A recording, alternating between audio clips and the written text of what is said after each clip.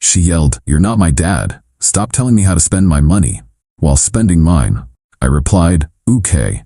Then I blocked her allowance and cut off her access to everything else. Her freedom lasted exactly 24 hours. I, 29 male, have been taking care of my younger sister Meredith, 22, since our parents died in an accident 4 years ago. I was 25, fresh out of college with my first real job, suddenly responsible for an 18-year-old. I did my best. Moved us into a bigger apartment, made sure she finished high school, helped her get into college. Set up a system where I covered all her expenses, tuition, rent for her dorm, meal plan, plus $800 a month for personal spending. She has access to a credit card on my account for emergencies and approved purchases. Last week, everything imploded. I'd noticed her spending getting wild lately. Designer clothes, expensive restaurants, concert tickets every weekend. The credit card statement showed $3,200 last month alone. When I texted asking about some charges, she ignored me. Finally caught her at her dorm Friday afternoon. Knocked on her door, her roommate let me in. Meredith was there with her boyfriend Cody, 24M, and another friend, Ash, 22F. "Hey, we need to talk about your spending." She didn't even look up from her phone. "Not now, Derek. We're going out." "Meredith, you spent $3 grand last month on top of your allowance. We agreed the card was for emergencies." That's when she exploded. Jumped up, face red. "Oh my God, you're not my dad. Stop trying to control me." "I'm not trying to control you. I'm asking you to stick to our agreement." "What agreement? The one where you hold money over my head? Where you monitor every little thing I buy? The agreement where I pay for literally everything in your life?" She laughed. Actually laughed. "That's your choice. I didn't ask you to." "You didn't have to ask. You were 18. What was I supposed to do? Maybe treat me like an adult instead of a child. I'm 22. I can make my own decisions about my money." "Your money?" "Yes, my money. The money I use to live my life." Cody decided to jump in. "Yeah man, she's right. Pretty controlling to track her purchases like that." Ash nodded. Super toxic behavior, honestly. I looked at these two idiots, then back at my sister. "Just to be clear, you think the money I earn at my job that I transfer to you becomes your money?" "It's money for me, so yes, it's mine." "God, you're so patriarchal, thinking you can tell me how to spend my money just because." She waved her hand around. "Whatever excuse you have. My excuse is that I earn it, and I need it for my life, which you chose to support, so stop telling me how to spend my money."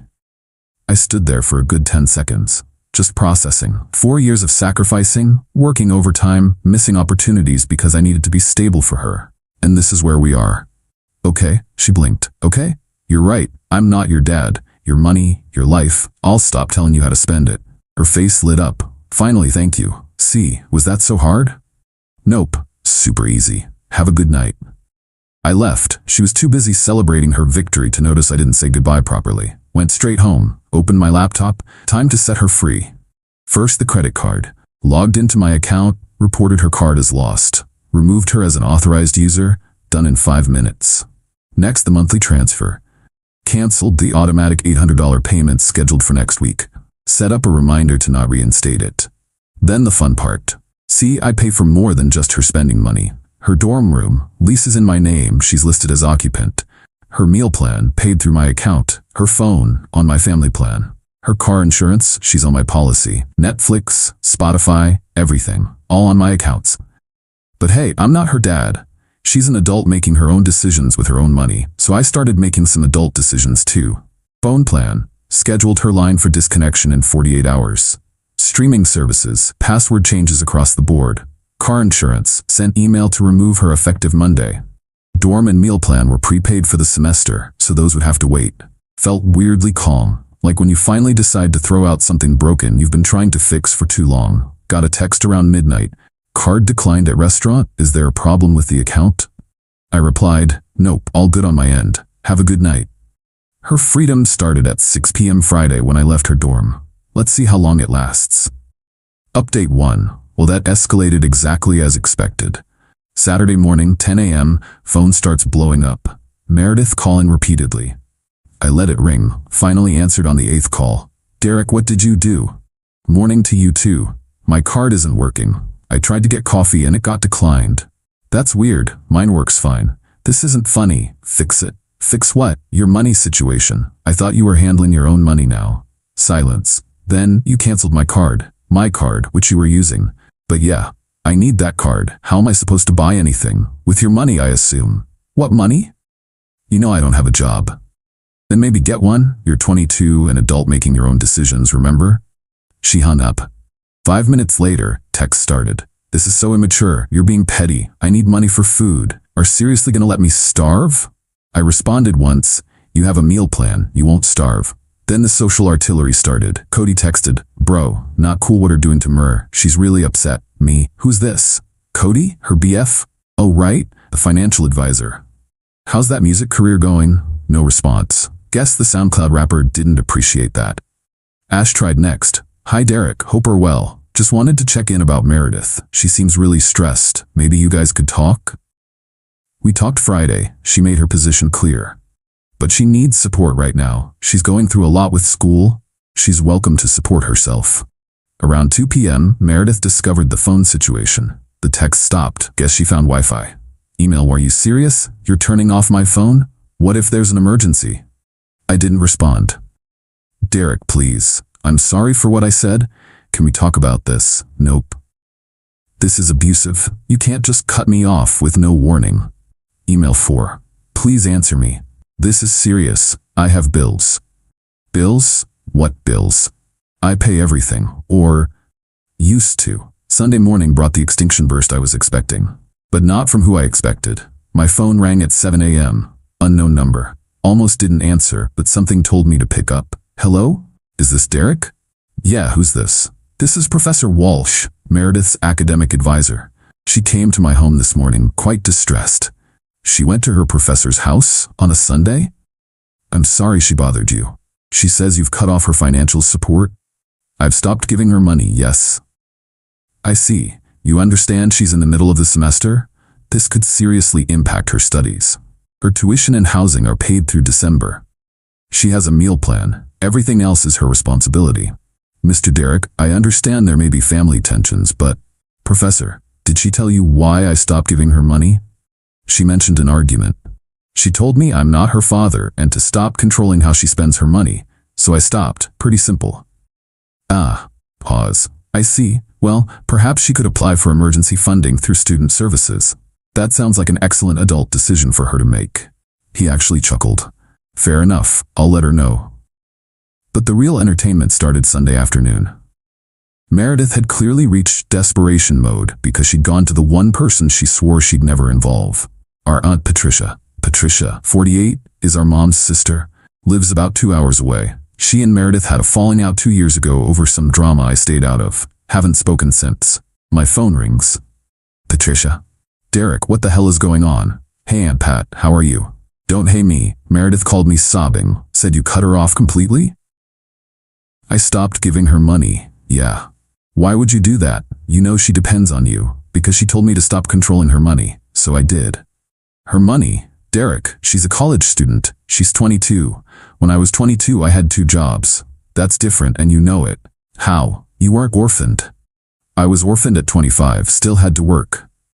Silence. Then you're really going to do this? Just abandon her? I'm not abandoning her. I'm respecting her wishes. She wanted financial independence. I'm giving it to her. She's going to have to drop out.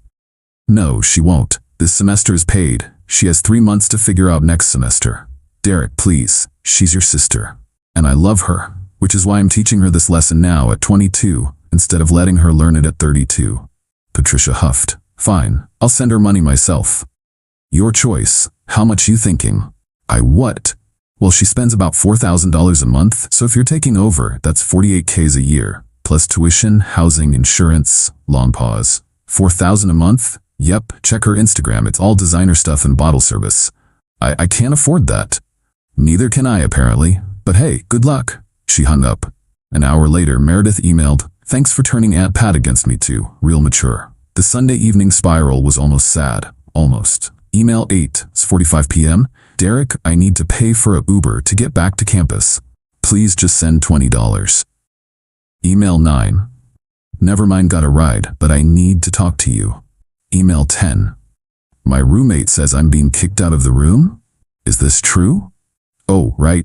I'd forgotten I'd emailed housing about removing myself as guarantor. Guess they work fast. Email 11. Derek, please. They say I have 30 days to find new housing or get a guarantor. I cannot be homeless. Homeless? She has 30 days and 2 functioning hands. Monday morning, 8 a.m. the final boss appeared.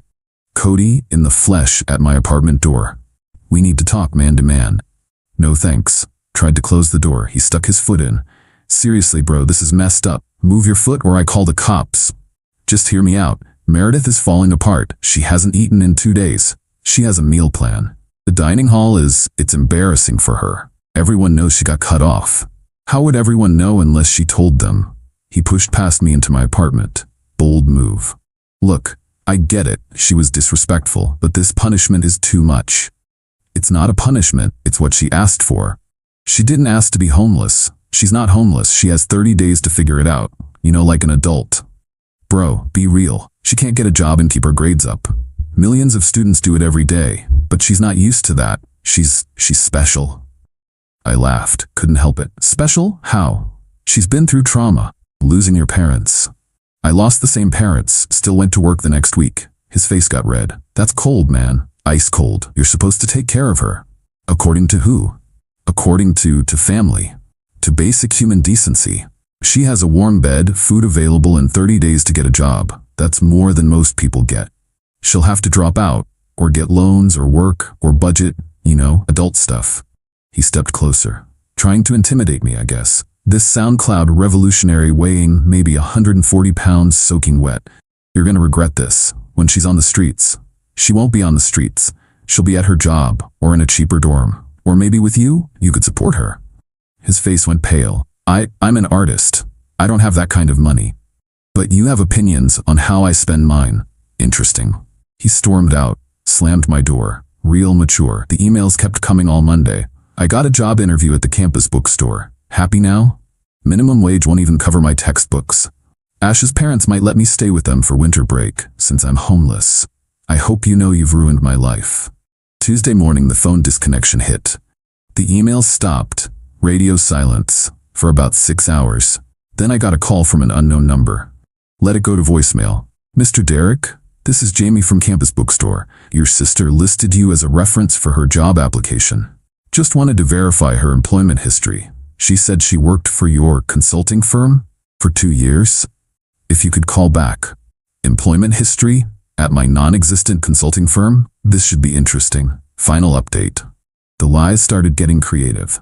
I'll give her that. I called the bookstore back. Told them I don't own a consulting firm and Meredith has never worked for me. They thanked me for my honesty. Guess that job opportunity died quick. Wednesday, she tried a new approach. Showed up at my apartment with a whole presentation, literal PowerPoint on her laptop. Just hear me out, she said when I opened the door. Against my better judgment, I let her in. She looked rough. Designer clothes wrinkled, hair in a messy bun, no makeup. The real Meredith, not the Instagram version. She opened her laptop. First slide. Investment opportunity in Meredith's future. I kid you not. So I've been thinking, she started. Instead of allowance, what if we called it an investment? You invest in my education and lifestyle now, and I pay you back with interest after I graduate. What's your major again? Communications. Average starting salary? She clicked to the next slide. $35,000. And you want me to invest how much? Next slide. $4,500 a month for living expenses, plus tuition. So $54K a year for expenses, plus $30 tuition. That's $84K annually. Times 2 more years, $168,000 investment. I'll pay it back. With interest, let's say 5%, that's $175K on a $35K salary. Her face fell. I'll get raises. When's the last time you went to class, Meredith? What? Your classes. When did you last attend? She closed the laptop. That's not. Why does that matter? Because I logged into the parent portal. Your professors report attendance. You've missed 60% of your classes this semester. I've been dealing with a lot. Bottle service at Envy is a lot.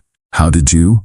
You tagged yourself on Instagram every Thursday, Friday, and Saturday night while skipping your Friday morning classes. She started crying. Real tears this time. I'm struggling, okay? Losing mom and dad. Stop. Just stop. You were struggling? I was 25. Working full-time, suddenly raising a teenager. You know what I didn't do? Party every weekend on someone else's dime. It's not the same. You're right, you had someone taking care of everything. I had to figure it out alone. So what, you hate me? Is that it? I love you. That's why I'm doing this. This isn't love, it's control. No, giving you $4K a month to party was control. This is consequences. She left, slamming the door. But not before. I'll show you. I don't need you or your money. Thursday, got an interesting email from my bank. Someone had tried to add themselves to my checking account using my social security number and Meredith's ID. Wonder who that could be? Called the bank, explained the situation. They blocked the attempt and suggested I freeze my credit. Done and done. Friday morning, a new player entered the game. Got a call from Meredith's roommate, Bethany. Hi, Derek. I'm really sorry to call, but I'm worried about Meredith. Is she okay? Physically, yes, but she's been acting weird. She asked to borrow my credit card for textbooks, but I saw her looking at flight prices. Flight prices? To Miami. Spring break isn't for 2 months. Don't give her your credit card. I figured. But also, she's been taking stuff from our room to sell, like her laptop and some jewelry. Her stuff to sell, I guess. Yeah, but she also asked about my iPad and my roommate Sarah's camera. We both said no, but now we're locking our stuff up. Smart move. Thanks for the heads up. Is she gonna be okay? She'll figure it out, or she won't. Either way, it's her choice. Saturday brought the masterpiece. Meredith sent out a GoFundMe to extended family and friends. Title, Help Me Stay in School, Abandoned by Family. The description was a novel. According to her, I'd suddenly and without warning cut her off. She was facing homelessness. She'd never asked for anything and was grateful for any help. Her dreams of becoming a communications professional were being destroyed. She was working 3 jobs to make ends meet. 3 jobs? Girl couldn't get one. The GoFundMe had a goal of $50,000. She'd included a breakdown. Housing, $20,000. Tuition, $15,000. Basic necessities, $10,000. Emergency fund, $5,000. My cousin texted me the link. Yo, is this for real? I responded, the fiction or the GoFundMe? Within hours, the extended family group chat exploded. Aunt Patricia started it. Has anyone seen Meredith's fundraiser? This is heartbreaking. Uncle Steve, Derek, what's going on? She told me to stop controlling her money, so I did. Cousin Lisa, but she says she's homeless? She has 30 days to find housing and a meal plan, and all her basic needs covered through December. This is cruel, Derek. Wait, I just looked at her Instagram. Is that a $400 dinner from last week? Cousin Lisa, holy crap, are those Louboutins? The tide turned fast. Someone did the math on her Instagram posts, roughly $30K in luxury goods and experiences in the past 6 months. While claiming poverty, the GoFundMe got to $250 from 3 donations. One was Cody, $50, one was Ash, $25, and one was Anonymous, $175. Then people started commenting, maybe sell those designer bags first? 3 jobs but posting from brunch every day? Communications major who can't communicate honestly? She took it down within 24 hours. Sunday, I get a call from the housing office. Meredith had found a guarantor for her dorm, some guy named Brandon, 28, she'd apparently been dating. News to me, but okay. Monday morning, final update. Meredith sent one last email. Derek, I wanted you to know I figured it out. Brandon is helping with housing, and I got approved for emergency loans for next semester. I also got a job at the campus coffee shop. 20 hours a week. I still think what you did was wrong. I wasn't ready, but I guess that was your point. I'm keeping the job even after the loans come through. Turns out I actually like earning my own money. Who knew? Don't expect me at Thanksgiving. I'm still mad. But maybe Christmas if you apologize. Also, Brandon wants to meet you. I told him absolutely not. You'd probably run a credit check on him. Meredith, P.S. The car insurance thing was petty. I had to take the bus. The bus, Derek, I replied. Proud of you for getting a job. Brandon's credit is his business. Thanksgiving will be here if you change your mind. P.S. I took the bus until I was 26. You'll survive. It's been quiet since then. Her Instagram went private, but Bethany tells me she actually shows up for her shifts at the coffee shop. Still posts fancy dinners sometimes, but less frequently. Brandon's probably footing those bills. Give it 3 months before she tells him he's controlling too. But here's the thing. She's working. She's learning. She's facing actual consequences and adapting. Will it stick? Who knows, but at least now she knows what her money actually looks like. $12 per hour, 20 hours a week, minus taxes. The entitlement isn't gone. That email proves it. She still thinks I should apologize for not funding her luxury lifestyle? But she's working. She's budgeting. She's learning that financial independence means independently earning finances. Her freedom lasted about 24 hours before reality hit. The meltdown lasted about a week. The lesson? That might last forever. Or until Brandon's credit cards max out. Either way, not my problem anymore. I'm not her dad after all.